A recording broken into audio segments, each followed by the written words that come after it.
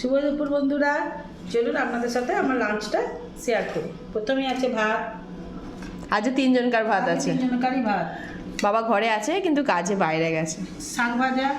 আচ্ছা, তারপর আছে টমেটো, পেঁয়াজ, রসুন দিয়ে মুসুরির ডাল। যাক, এই মসুরির ডালটা ভালো লাগে কারণ পাতলা হয়, মুগের ডালটা বড্ড। তোর কাছে ভালো। ডিমের কারি। ডিমের কারি এখানে শুক্তো আছে বলো। হ্যাঁ, একটু শুক্তো আছে।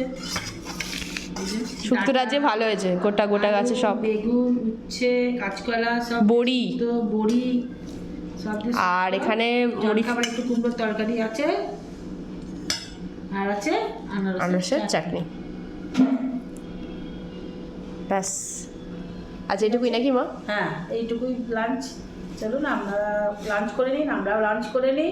যদি আমার ভিডিও ভালো লেগে থাকে অবশ্যই একটা লাইক, কমেন্ট, শেয়ার করবেন এবং ফলো ও সাবস্ক্রাইব করে দেবেন।